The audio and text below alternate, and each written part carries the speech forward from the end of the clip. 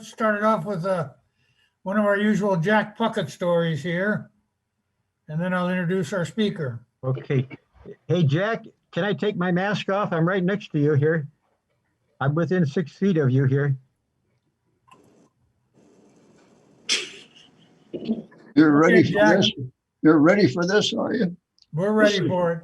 This is courtesy of our fellow member, Jack Chambers. And, my wife watches the squirrels at our feeders all the time. And this is kind of a squirrel story. The Presbyterian Church called a meeting to decide what to do about the squirrel infestation. After much prayer and consideration, they concluded that the squirrels were predestined to be here, and they should not interfere with God's divine will. At the Baptist church, the squirrels were taken in interest in the baptistry, and the deacons met and decided that a water slide at the baptistry and let the squirrels drown themselves. The squirrels liked the slide and unfortunately knew instinctively how to swim. So twice as many squirrels showed up at the following week. The Lutheran Church decided that they were not in a position to harm any of God's creatures, so they humanely wrapped the squirrels and trapped the squirrels and set them free near the Baptist church.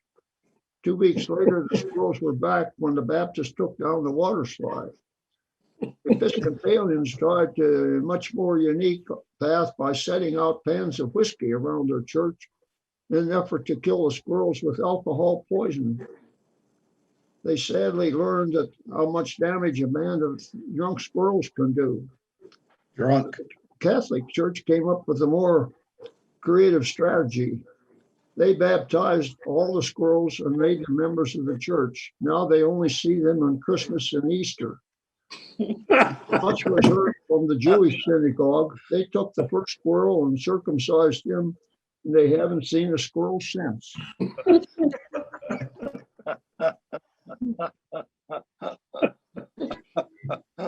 Okay, Jack. And Jack, that was a good one. Yeah. Okay, Rob Edwards is our speaker today. Thanks, Jack. He's the Community Services Director at the Missoula Aging Services. He oversees a range of programs, including nutrition, that he's going to talk to us about today, information and assistance and volunteer services, as well as all education programs. He has a BS in administration from UM and a master's degree from those strange people over in Billings in health administration. Rob, welcome to Senior Forum. And I'm going to ask everyone else to mute so that we don't have too much interference. And I'll leave it with you, Rob. Great. Well, thanks, Jim. I appreciate you inviting me to be here today and look forward to sharing a little bit about Missoula Aging Services with y'all. Missoula Aging Services, the way we start everything that we do is by talking about our mission, because our mission is really what drives us here at Missoula Aging Services. Our mission is to promote the independence, dignity, and health of older adults and those who care for them. And I've been with Missoula Aging Services for about 7 years now, and I can tell you this is the first place I've truly worked that I believe lives their mission. Everybody we work with on a day-to-day basis, I really am convinced that that is what they're here for, and that is where we get our joy and where we get our fulfillment. So if it's okay, I'll pull up my PowerPoint here just to give you something to look at rather than sitting and staring at me the whole time I'm here.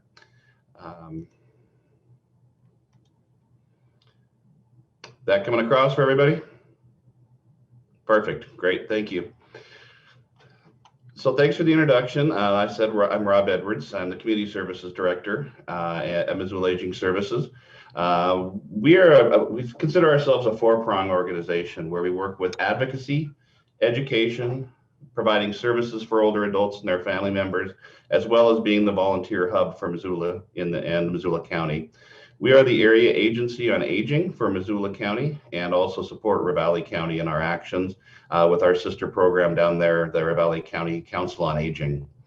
So through the Older Americans Act, every county in the country is required to be covered by an area agency of some sort.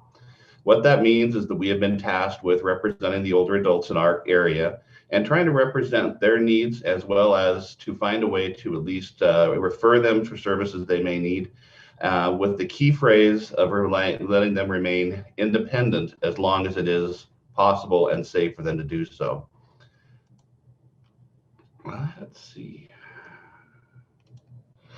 So why does aging matter? And as you can see in the demographic that we've got in Missoula County, Ravalli County, aging is a big thing that we're dealing with these days. So if you look at the growth rate we've seen from the 2020 census to the estimate of 2030, what you're seeing is a massive growth in all of the aging calculator, all the areas of aging.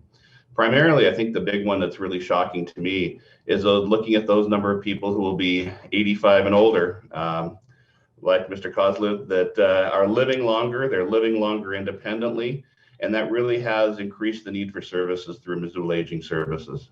This trend is expected to continue. It's been very consistent in how it's grown, and I truly believe that we're going to see at least this growth until the year 2030. So why do we keep our focus on keeping people in their homes? There's several reasons we try to do this. Start with that. Let me mute my phone here.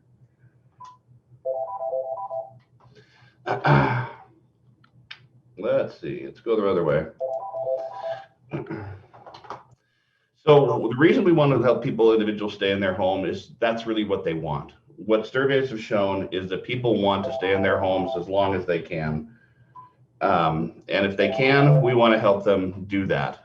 Not only are we an area agency on aging, but we're also a area disability resource center. So we not only work with older adults, but also people with disabilities within the communities that we work with. It also costs an awful lot less to that institutional care. And in that factor, if you've ever seen the statistics on what it costs to live in a nursing facility or in one of those facilities, critically expensive and really can deplete the family savings and what the people have made through to retirement with. It also tends to delay the decrease in health. People tend to age better when they're aging in place the way they want to age. You've all seen the stories where people that go into a facility or that need that nursing facility really see some real quick decreases in their health process. And that's a critical piece we're trying to do. And we also want to let people try to build on the positives of their lives.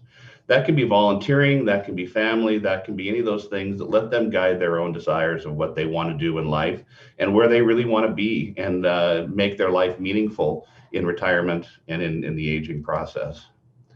But it also does one other thing that I think is forgotten a lot of the time, which is it helps those older adults remain a vital part of our community. I'm a huge fan of the concept of intergenerational learning. We have several programs that operate in an intergenerational method. And I found that not only is it helping those younger folks that are getting that intergenerational experience that they may not have within their own family, but it seems to be hugely impactful on those older adults who are getting that reason to wake up, that thrill of seeing if their grandkids may not be close by, but that being able to really interact with people of a different generation. The benefits are just great, both sides of that. So what do we do here at MAS? I'll give you just a quick overview of all of our departments that we do, the primary ones. Our resource center has... I need you when you're done. I'm on a call. Zoom. All right, I'm having some issues. Yep. Sorry, folks. We got a call center issue this morning. Our resource center provides information and referrals to older adults and their family members. What that means is we may be helping people with Medicare, Medicaid counseling. They may need consultations on aging in place or on Alzheimer's or dementia supports for their family member. We also collect a lot of information packets that can be helpful to people that may need supports in any way that we may not provide those direct supports. And then the other thing we try to provide is transportation options. Transportation is a real challenge in Missoula County for older adults. We've worked a partnership with Mountain Lion to do some of their supports as well, but we're always working on trying to bring an ease in an ease in transportation to our community. So important to allow people to age in place if they can get to their doctor's appointments, get to their to the grocery stores, get to wherever they really truly want to be. We also, as I said, we consider ourselves, and we've named ourselves Missoula's Volunteer Hub. And we do that because we are one of the 2 largest volunteer organizations in the state of Montana. Pre-COVID, it looks a lot different right now, but pre-COVID, we were averaging between 600 and 700 active volunteers every month in the Missoula County area. Those volunteers can be anywhere from stipend paid volunteers, which are our foster grandparent and senior companion programs. Those programs provide a small stipend in order to keep people actively volunteering, either in the schools working one-on-one with kids with math, science, reading, or working in the homes with older adults to allow them to stay independent. That can look like just simple visiting, playing cards, helping with correspondence, or it can look like just a trip to the grocery store and somebody to help them with what they need to do or some light housekeeping. We also have an RSVP program, which is basically a program that we've developed through the national program called Community National Service. And what they do is they place volunteers across Missoula County in other areas. We've got people at the food bank very heavily volunteering. We've got people at the police department, which some people find quite shocking. But anywhere people want to find a place to volunteer, we can usually tell them, if you call us, and this is for people 55 and older in this program, we can find you something usually that'll help you achieve what you're looking for in volunteerism. And that really is important in volunteerism. It's not only to find a place where they can be impactful, but a place where they can feel like they're enjoying it and it's value to them. We have an awful lot of in-house volunteers in a normal non-pandemic year. Those people can do everything from front office work to we have people that come in and do 2EC tax credit work. We have people that do the new to Medicare stuff for us, as well as people who just want to come in, socialize, and a big group that does our jewelry sale that happens usually every year, where they put together donated jewelry, clean it up, price it, and sell it. Last year, that program where we did the jewelry sale netted us about $30,000 from a one-day sale. So very valuable with these volunteers. They bring a lot to our agency and really allow us to do a lot of the things that we do here without trying to grow too high, too huge, and too spendy. We also rely on our volunteers for Meals on Wheels drivers. I'll talk about a little bit of their numbers later, but those drivers, all those meals are delivered by volunteers. We're also now growing our in-home support services. And what that looks like at this point is we have staff that are here to provide respite, homemaking, and even some PCA work within homes. This is done on a sliding scale based on income for folks. We're ramping the program up. We've got a big waiting list right now, but we're trying to ramp that up and get more people into it, because it definitely is something that really does allow people to stay independent at that point. We've also just recently received a large grant from the federal government to work on treatment and development of a home community-based service for dementia and those people with dementia, focusing on people who are either A, living alone with dementia, or B, at a high risk for dementia. Those people are very much falling through the cracks at this point, and we're developing a wraparound service for those folks that can provide everything from food, nutrition, to respite for family members, to home care, to any of the above that we can provide to help people age in place. And that's a brand new program. We'll actually be kicking it off within the next month, it looks like now. So some other pieces we do that are not quite as large. We have the Ombudsman program, which goes in and represents the rights of residents living in assisted living and nursing homes. Those folks rely on our ombudsman to represent them in complaints or in terminations, or people that are being asked to leave facilities.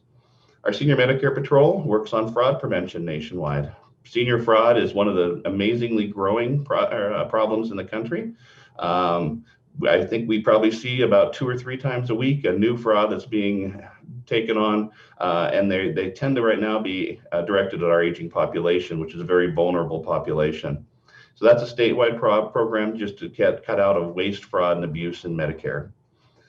We have a large veteran-directed home services program. It's a program sponsored through the VA, and the VA allows us to work with the veteran to hire either their family members or friends to provide their care and home. What that does is keep them out of the VA system into the facilities at that point, and allows them to choose their care and choose their caregivers, and provide some funding and some money for those people who are maybe quitting jobs in order to care for their family member. It's capped right now. We're just about maxed out on our numbers, but anybody who calls can certainly talk to somebody and see what the options are to get into that program.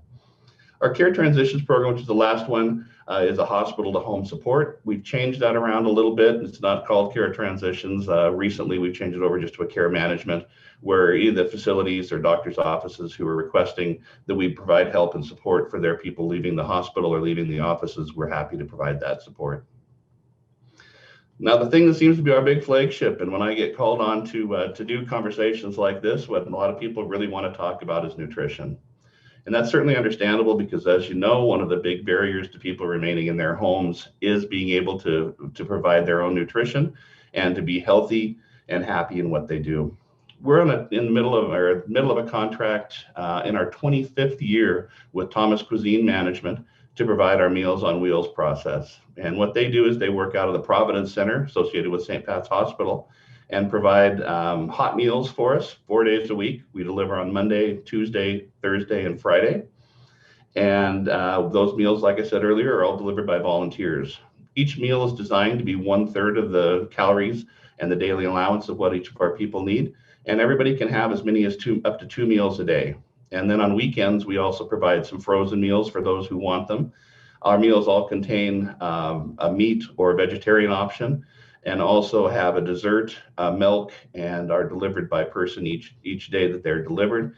Which brings us to the point of Meals on Wheels, where it's really not just the food. It really is an awful lot of these people, their soul connection, their soul face that they see every day or every 4 days a week that can make a connection with and have a friendly check-in. We've had a number of times, unfortunately, where our volunteers have shown up to a home and have had to call for help, for supports, for people who may have fallen or who had some other accident. And that is one of the true values that we provide. Our volunteers are also asked to take an assessment of the people, just quickly look at them, see how their house looks, see if they look like they've seen any decline. And if they have, report that to my staff.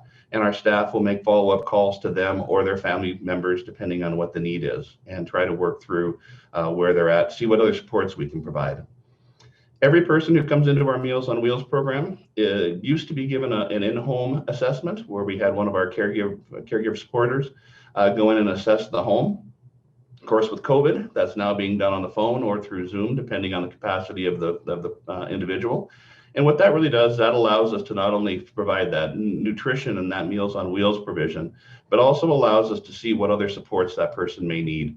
Do they need some caretaking? Do they need some different pieces of housekeeping? Do they need financially? Are they struggling and they need to do a caregiver, an income analysis and see where we might be able to save them some money? So those assessments, I think, are almost as important as the meals that are provided. We also right now are providing, and have for the last 10 years, a liquid supplement program. So we sell the Ensure products, and we sell them at about 5 cents per carton over what we get them from on a contract with the Ensure companies. We do that now in a COVID time. We're actually delivering once a week to folks that need that extra nutrition and can special order things based on what a doctor says their needs are. One of our bigger programs that unfortunately is pretty much shut down during COVID is what we refer to as our congregate meals, or we're changing the name to is community lunches. Congregate meals, the word congregate can tend to put people into a church setting in their mind, and that can interfere with the willingness to take part in the meals. But what it really is it's a chance not only to get some nutrition and some education in a program, but also to be able to sit and visit and congregate with other folks and make some connections, make some communication, and actually have that lifeline, that person they're talking to face to face. Usually during a non-COVID time, we have those programs in Lolo, Bonner, and in Seeley Lake, as well as in Missoula here at the Senior Center. Right now, Lolo and Bonner are completely shut down. We've added those folks mostly to our Meals on Wheels program where needed. And our Missoula Senior Center and the Sealy Lake Senior Center are doing to-go boxes 5 days a week. And those are hot meals prepared locally and then given in to-go boxes up to 2 also a day for people to drive in a safe manner and turn around and head back out. We also run a senior farmers market coupon program, which is a little bit questionable whether it's going to continue with us in the next year, just because of some of the details of how manually intensive it is. But what that does is provide $50 worth of food coupons to be used in the Missoula farmers market by those folks who are low income and over the age of 60. They just have to apply with us. We get them the coupons, and they're used locally just for food products at the farmers markets. So one of the things I'm really very proud of with our agency and what we've accomplished, the COVID-19 has been a challenge for a lot of us. And when we first had the first effects of COVID come into place, we didn't know what we were going to do to try to provide the services we were doing. Of course, our office has been closed to the public since, I believe, March 21st, I believe, was when we closed to the public. But since then, we have not missed a week of services to any of our folks on any of our areas, whether they're having to be provided virtually or whether we're providing meals through Meals on Wheels or the Senior Center. We also stopped charging folks for meals at that point because we had some money coming in from the CARES Act that would allow us to do that. So since April 1st, when we started counting this, we've served over 107,000 meals in Missoula County.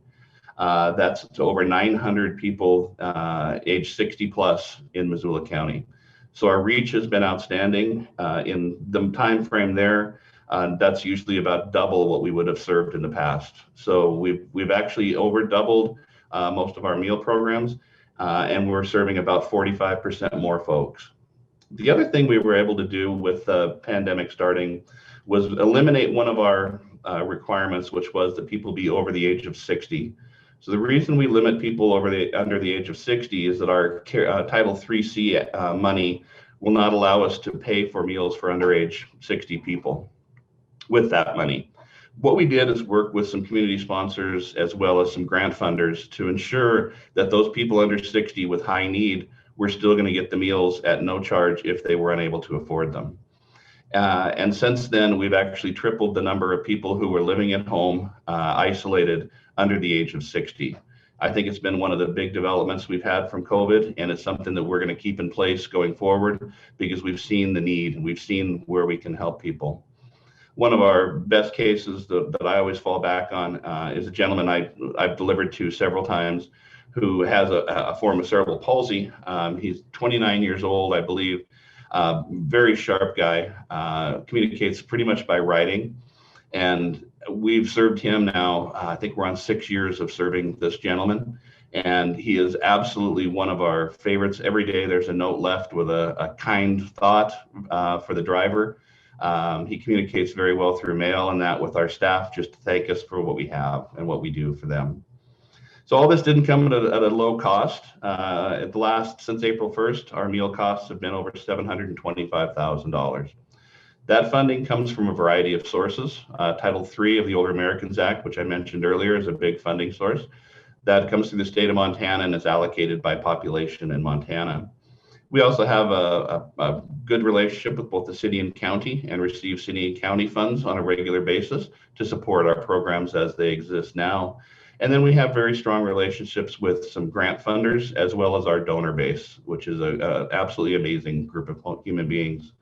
So this year in a pandemic, shockingly, we set a new record for fundraising this fall in our giving season, and it wasn't even that close. Missoula County residents have really come out to support our programs, and it's really been a very big boost for my staff in really enabling them to feel like we're making a difference with what we do. It's one of those things where when you have the community support behind you, you really like to keep going with it. Along with the COVID response, what we also came up with and saw a need for was a program that we've coined the Lifetime Connections program. You might have seen it. We've gotten lots of press for this one. I'd love to take credit for creating the idea here locally, but it was kind of one we borrowed from other areas of the country. And what we've done is we've purchased small tablets through Verizon Wireless and added unlimited data plans to those tablets and given them out to 50 older adults in our community. We started with a bunch of our volunteers in order to get them situated where they might be able to volunteer differently. For example, reading to a classroom or a single child in a classroom over Zoom. So we've started that program. And what we do is we bring them in a safe manner with distancing and all those precautions, and get them the system, and then teach them remotely how to use the telehealth, how to use Zoom, how to use YouTube if they just want to get on and listen to some music or take a tour of an art gallery. The Dunrovin Ranch is one of our big favorites for our clients. They all love to watch the farm, to watch the osprey when they're in place. But really what it's doing is trying to reduce social isolation. And that's the key to the program. And we're looking at continuing that moving forward. In fact, I believe we're going to try to get another 50 tablets into people's hands by the end of June. So aggressively trying to get that done. Once again, with the goal of reducing social isolation, because it is a real key factor for us. To talk about the community support we've got, we needed some volunteers to help us with training these older adults through Zoom, how to work with their systems and to be their help. We put out a call for help that was picked up by several of the news organizations. We needed about 5 or 6 folks to come in and help us. In the first 2 days, we had 26 people contact us asking to help and volunteering. We had to just basically take the first 9 is what we did and ask the others just to be patient while we got a little deeper. The Missoula community, whenever we ask for support and help, has always been huge, and that continued in the pandemic, and we couldn't be more pleased with that. So how can you get involved with Missoula Aging Services? And I hate to say this, but a lot of it's going to be post-pandemic. We're not expecting to open up for quite a while to volunteerism for the most part, but we do have some ability for people to volunteer through driving, through the Missoula Food Bank, through some other locations like that. We also like to have people that understand our cause and are willing to advocate for Missoula Aging Services and advocate for the older adults that live in our community. If you want to advocate for us and get our understanding of what we're doing, I encourage you to go onto our website, which is missoulaagingservices.org. And you'll find our brand new redesigned website, which I think is very user-friendly, that can help you find more information about causes we're supporting, as well as other help supports you might be able to take advantage of or refer other friends to. We're also always looking to educate. So we have a list of folks who are willing to speak on different topics. It's called our Speakers Bureau list. If your group ever has a topic that they're interested in hearing on, I encourage you to call us and ask. If we don't have that service and somebody willing to speak on that topic, we usually can refer you out to somebody who can. And that would just be a simple call to our call center, which is staffed 8 to 5, 5 days a week. And you don't get an answering machine if you call Missoula Aging Services. You're going to get a live person here at the agency. As you might have noticed from the interruption I had, our call center is very quick to come try to find people to help. So I'll be down there supporting them in a few minutes. Also, if you have people that you see struggling in your community, if your neighbors, people like that you see struggling, we ask that you refer them. And if you can talk to them, get their permission to either have them call with you, make an appointment to do a video or phone chat with you, or if you can get permission, we can make a call as long as they've authorized us to call them. We don't make cold calls just on blanks, but we're absolutely willing to reach out and try to help all the people that we can in the community. And of course, the one thing I just mentioned greatly earlier was that the need for donations is huge. The Meals on Wheels program on a non-pandemic year, we need to raise about $100,000 to make sure that we have no waiting list for our programs. That is largely raised in the month of March, which is the month that's been titled March for Meals. There is actually no march, there is no walk or anything like that. It's just our effort to raise funds and to educate people. Typically during that time, we offer ride-alongs to people who want to go on a ride-along with one of our drivers to experience what it's all about. Pandemic, not offering ride-alongs at this point, but hopefully we can get back to that soon, just to get some people some idea of what we're really doing and what the services are actually like. So that's my real quick overview of Missoula Aging Services. Nutrition tends to be our biggest request, and I think it's probably one of our more impactful programs. People often ask what the food's like, and we do rework our menus about once a year with Thomas Cuisine chef and nutritionists. What we found in the last few years is our aging adults and their people aging in place are getting a little bit more, say, creative or throwing caution to the wind on what they're willing to try. We've got quinoas on the menus. We've got different types of bowls and different fruit foods that I never thought I'd see in a Meals on Wheels program that tend to be really well supported. We also do a survey with them every year to ask what meals they like and which meals they don't like. And we try to wipe off the bottom 4 or 5 meals and replace them with something new. Unfortunately, one of the strange things is that we'll always find 2 or 3 of the things at the top of the list for some people that are also on the bottom of the list for other people. So what we do is just try to make the best we can. The one consistent that we have is our number 1 meal every time we do the survey is our meatloaf. And it is absolutely a great dish. I've eaten it several times. We usually use that one if we're going to do presentations in purpose to a lunch group. The meatloaf is tender, tasty. The mashed potatoes are wonderful. It does need a little salt. So I always recommend if people are going to try a Meals on Wheels meal, we do have to use low sodium diets in everything we do. So keep your salt shaker close by if you're going to try one of the meals. But yes, we do enjoy this process. We've been so thrilled to be able to provide the support to the community over this pandemic, and we'll continue to do that for the years to come. So with that, I'd really like to open it up for any questions about the nutrition program, Missoula Aging Services, or any other thoughts you folks might have. Any thoughts or questions or comments? Lee? Can you describe some of the new flavors of scams that are out there that we should be aware of? I'm sorry, the new what? I'm sorry, sir. The new types of scams, how criminals are trying to get the money out of people's pockets from our age group.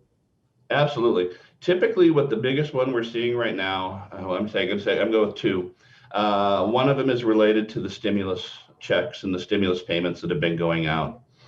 We've seen a huge uptick in Montana. In fact, we had a really sad one we found earlier this week. People receiving what looks like the debit card that the federal government is using for some people who they don't have the accounts for, and they're sending out debit cards instead of the stimulus checks. What people are seeing is something that's copying that and then asking them for to call and verify to activate their debit card. And we had a gentleman, unfortunately, in the Polson area that responded, gave his debit card, gave us some of his information, also then went ahead and gave some account basis because he actually decided he wanted it deposited to his account. And we're working right now with local authorities trying to get back about $4,000 that was siphoned out of his account that day. The second biggest one, I have to say, and this is continual, it's gone on forever, is Medicare scams. And people that are calling one of 2 ways, looking for you to give them their Medicare number and that they can then utilize to place orders fraudulently for durable medical equipment. So people will, get this call and they'll say, we can send you this. One of the ones we've seen often is people who get things like walkers or other assisted walking devices, things like that. And they say, we can send it to you for free, which is true. Medicare does cover that for most people. But then they get it, really don't need it. It sits in their garage. And then when they do 3 years later need something to help them, what they find out is that their allowance for that is only happens so many years. So they're unable then to utilize that benefit. So I think those are probably the 2 biggest that we're seeing right now. But we encourage all of our clients that use your caller ID. And if you don't know the number calling you, the person calling you, we still encourage that you don't answer. Medicare will never call and ask for your numbers. They will never do that, and neither will we. So we've had some people spoofing our number at times as well. But those are the primaries. Thank you. Any other comments or questions? Yeah, I do. Rob, let's see. I've been associated with a group that formed Dementia Friendly Missoula, and been going for about 5 years, and now they're under your protection, under your roof. We meet at your place too. Correct. And that's something I think some of the folks here could hear about because it's helping these old folks not to be isolated. It is, absolutely. They made So some. Dementia Friendly Missoula is a program that we are sponsoring here at Missoula Aging Services. The goal of Dementia Friendly Missoula is to make Missoula businesses, locations, organizations more friendly to folks with dementia. What they do is educate staff. The first big push has been working with banks to try to get their staff to understand what they're seeing with dementia and how best to work with somebody with dementia, how to make their facility usable and kind to those people who are in a pretty delicate situation. Dementia Friendly Missoula has done a fabulous job of reaching out and certifying groups already. You have to take at least 80% of your staff, put them through the training in order to become certified dementia friendly. It's a nationwide project that we've jumped onto and started to sponsor. Hasn't been as effective post-pandemic or in the pandemic here again because we're not getting into those big locations. But once again, when we start back up, we are there, and we always need volunteers in that program. Volunteers to help us with presentations, volunteers to help us with just some bookkeeping, record keeping, all those things are needed. One of the big things that we do recruit for through our volunteer services. Anyone else? May? In the slide that you showed about the numbers of people and the ages in the community, Sure. I wondered if there's a balance in the community ages between the younger age group and the middle age group and the older age group. Are we becoming a community of old folks? Where's the balance in there? Do you have those numbers? There, yeah, I'm not sure if I'm still sharing. If not, I certainly can. The interesting thing that I think these numbers show is twofold answer to that question. We do have a very much aging population in that older demographic, but we also have the tail end of the baby boomers now starting to hit that retirement age, that's 65 plus. So there's a big wave of folks that are coming out into retirement at this point. So it's really a two-pronged group, and we're really trying to work with those folks differently because they really have different needs. We have the older adults, which we consider people 75 and above, that really tend to have one set of needs and a willingness to volunteer in certain ways. And then this newer group, which we call the baby boomer volunteer group and support group that are in that 60 to 75 age. There's big groups of both of them, but the big wave tends to be coming in that younger demographic right now. They also tend to have different needs and wants in how they congregate. The Missoula Senior Center has a lot of card playing when they're open, a lot of cards, bingo, things like that tend to associate or tend to draw some of the older aging population. And what we're working on is creating a secondary facility that might do more things in the way of yoga or dance or, mental health, those kind of pieces that the younger demographic tends to want. But it just kind of goes by a couple waves. So there's a pretty big wave heading in right now.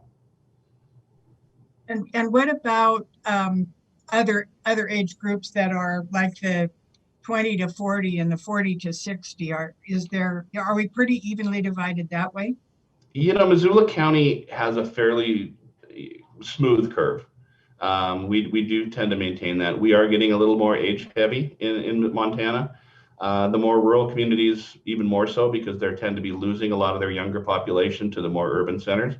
But Missoula has avoided that area. Missoula County has maintained a pretty good group. There are some little hiccups in there. Right after the baby boomers set comes in, there is a little lull that will take a few less retirees coming on, starting in about 9 to 10 years. But Missoula County is pretty solid top to bottom. Thank you. Welcome.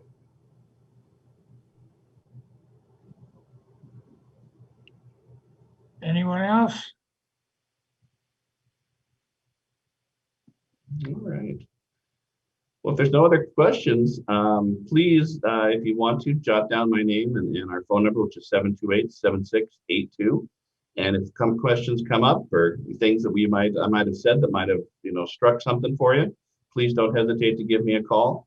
I'm always happy to talk about Missoula Aging Services. It's a worthwhile organization, and I truly believe that we live we walk the walk, and we truly are there to help folks This year, we just got our numbers for how we helped with the Part D signups this year. And we were down a little bit in numbers because we had to do them on the phone rather than in person. But we still managed to save Missoula County older adults almost $700,000 in Part D premiums and drug costs this year. So I really encourage you that if you have some needs or just even have questions about how we might support, please give us a call. Our call center is very happy to talk to you about our services and make referrals as may be needed. So once again, thank you so much for having me. Always enjoy communicating with the community and have the opportunity to talk about an agency that I truly believe is effective in Missoula County. And Rob, thank you very much for taking the time to speak with us today. Absolutely. Great. Take care, folks. Stay safe. Next week, our speaker is Doug Amons. He's a writer. Lynn, I believe you're going to introduce him and give us some background on him. Is that correct? Where is Lynn? Well, it says she's here, but she's not answering. In any case, Lynn has invited Doug Amons. He's a writer, and he will be with us next week. And the week after that, we're going to have another social call. No speaker, just a chance to socialize amongst ourselves.